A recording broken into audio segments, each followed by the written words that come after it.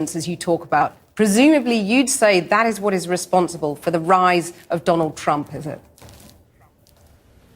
It's pretty clear what is responsible for the rise of the support for Trump, and there's general agreement about it. If you take a simple look at economic statistics, the primary support for Trump is coming from mostly white working class, poor people who've been cast by the wayside during the neoliberal period. They've lived through a generation of stagnation or decline. Real male wages are about what they were in the 1960s. There has been, it's also been a decline in functioning democracy. The overwhelming evidence reveals that even their own elected representatives barely reflect their interests and concerns. Contempt for institutions, especially Congress, has just increased, skyrocketed. It's down single digits often. These are people who, meanwhile, there has, of course, been wealth created. It's gone into very few hands, mostly into a fraction of the top 1%. Indeed. So there's enormous opulence. Yes, indeed. And how dangerous do you think this all is in terms of Donald Trump, for example? I mean, he has been toning down some of his most extreme pronouncements recently. He may, if he ever got anywhere near power, he could be held in check by Congress. I mean, how dangerous do you think he is to America? Well, the greatest danger that he and indeed every Republican candidate poses is barely mentioned. It's kind of reminiscent of Sherlock Holmes's dog that did not bark. The greatest danger is there are two huge dangers that the human species faces. We're now in a situation where we have to decide whether the species survives in any decent form. One is the rising danger of nuclear war, which is quite serious. The other is environmental catastrophe. Now, on these issues, Donald Trump and the other Republican candidates are basically uniform. Do you believe that the threat of nuclear? Do you believe that Hillary Clinton, the Democratic frontrunner, would champion those issues and in a way that would satisfy you? Not in any way that would satisfy me, but at least she recognizes that climate change is going on and that we have to do something about it. Every single Republican candidate denies that it's happening, with the sole exception of Kasich, who says, sure, it's happening, but we shouldn't do anything about it. And that's having an impact. The Paris negotiations last December were aiming at a treaty. They couldn't reach it for a simple reason. The Republican Congress would not accept it. So it's a voluntary agreement, which means even the weak standards that were proposed will be barely, maybe it undermines the likelihood that even they will be met. Every Republican candidate, including Trump, wants to eliminate the Environmental Protection Agency, Richard Nixon's legacy, to cut back regulation, to race toward the precipice as quickly as possible.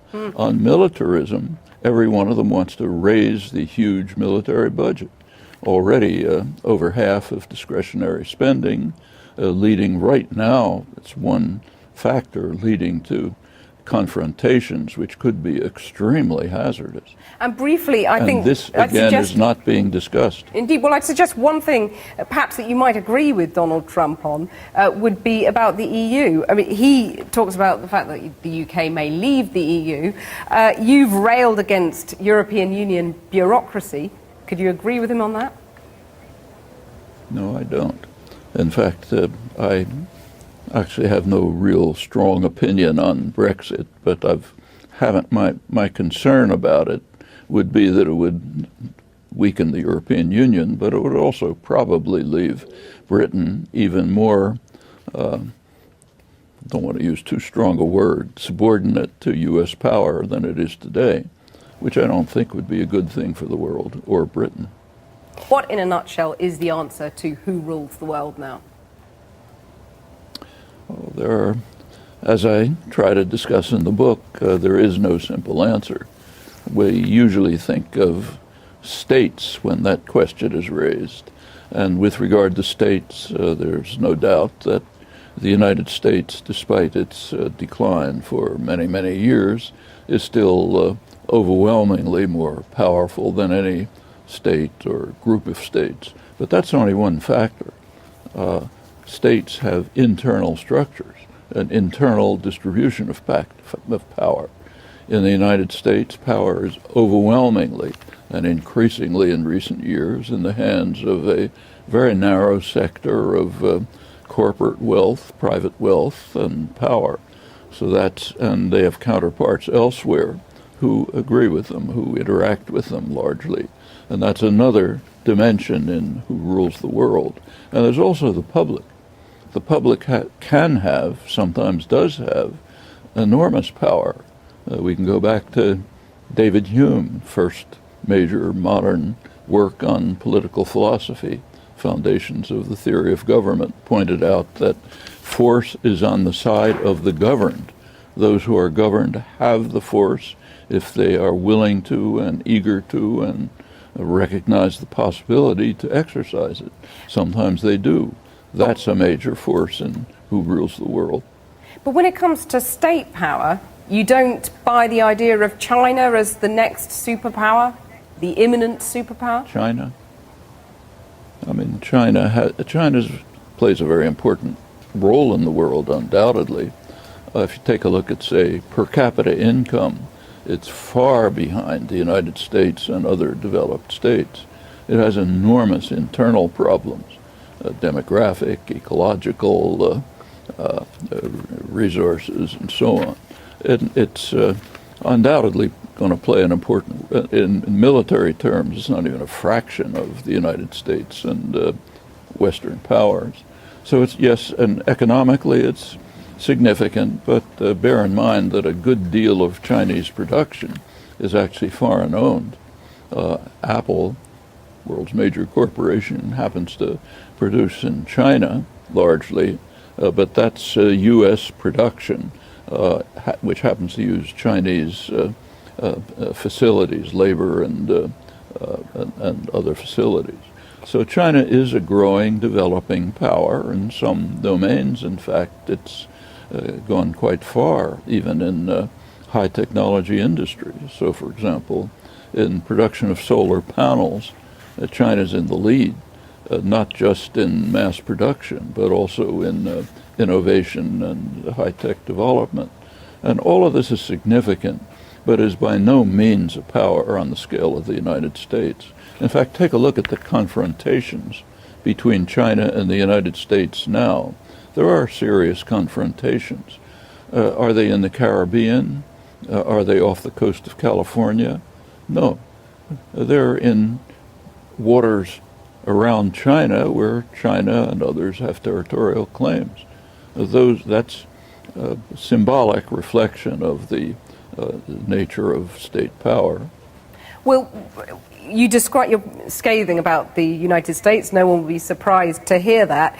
You describe it as a leading terrorist state. I'm just interested how you describe Russia. How I describe Russia? Authoritarian, brutal, harsh, carrying out ugly actions in its own region. The United States, on the other hand, carries out such actions all over the world. In fact, again, look at there are serious confrontations between Russia and the United States. And once again, are they on the Mexican border, the Canadian border? No, they're on the Russian border.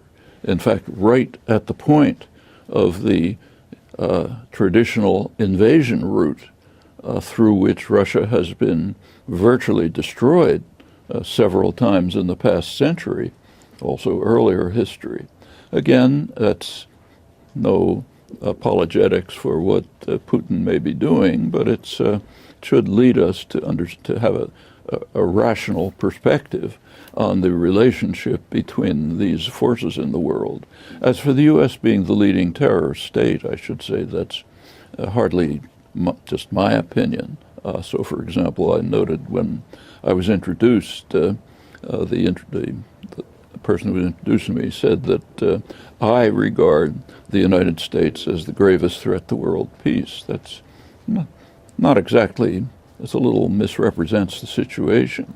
There are international polls run by the leading U.S. polling agency, Gallup, its international affiliate, Gallup Win. And one of the questions they ask is, which country is the gravest threat to world peace? And the United States is first by a huge margin. Far behind, in second place, is Pakistan. That's undoubtedly inflated by the Indian vote, and others have slight mention. So that's global opinion. And I should mention that this was not even reported in the United States. Happened to be reported by BBC, but wasn't reported in the United States. As for being a terrorist state, President Obama's global assassination campaign, the drone assassination campaign, is an extreme terrorist war.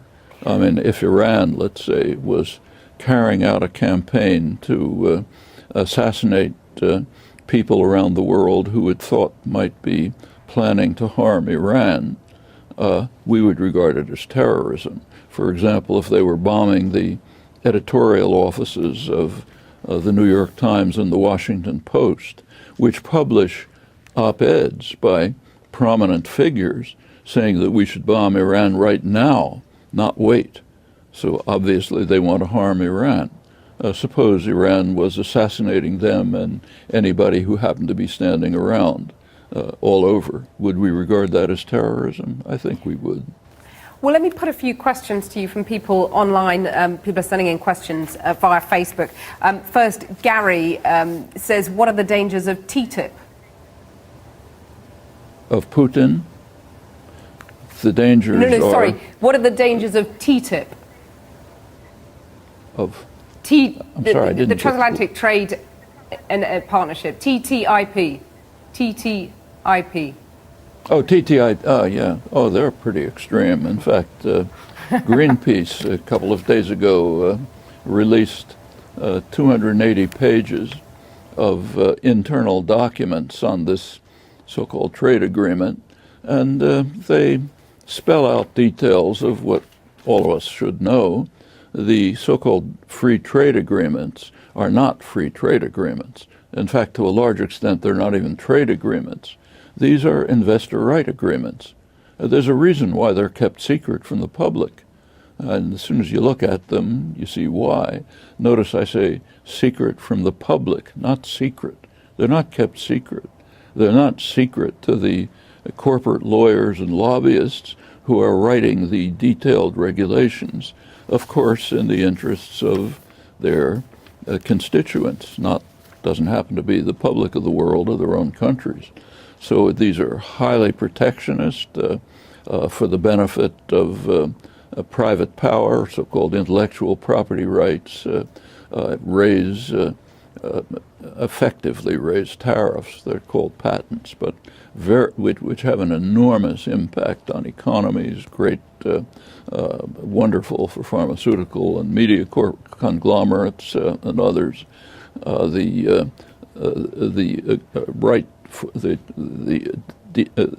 investors, corporations, are given the right to sue governments, something you and I can't do, but a corporation can, to sue governments for harming their potentially future profits.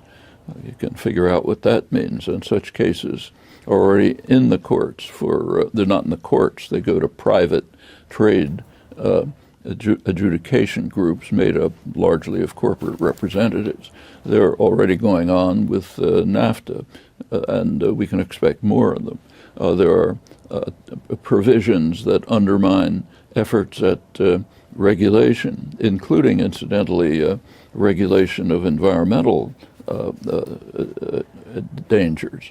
And rather strikingly, the phrase climate change does not appear in these 280 pages, which are illustrative of the whole structure. So these, they have almost no, I should say these agreements, so-called Pacific and Atlantic, have virtually no effect on tariffs. Tariffs are already quite low among the major trading partners. When you read the propaganda about it, it says, oh yeah, sure, Vietnam's going to have to lower its tariffs. Yeah, almost no effect on trade. The major trading partners already have agreements that have reduced tariffs very substantially. There are few exceptions, not many. So these are we should disabuse ourselves of the illusion that these are free trade agreements, anything but, and to a large extent not even trade agreements. We have the experience of others, like NAFTA, many years of experience. So take, say, NAFTA. It has all of the aspects that I just described, but even more. Consider even what is called trade, interactions across the U.S.-Mexico border. They've increased substantially since NAFTA. So economists will tell you trade has greatly increased. But have a look at them. So, for example, suppose that General Motors produces parts in Indiana, sends them to Mexico for assembly, and sells the car in Los Angeles. That's called trade in both directions. But it's not. It's interactions internal to a command economy. It's as if during the days of the Soviet Union, parts were made, say in Leningrad, sent to Warsaw for assembly, and sold in Moscow. We wouldn't call that trade. That's interactions internal to a command economy. Well, Noam Chomsky, thank you very much for being so generous with your time and for staying on to have that live online discussion. Thank you.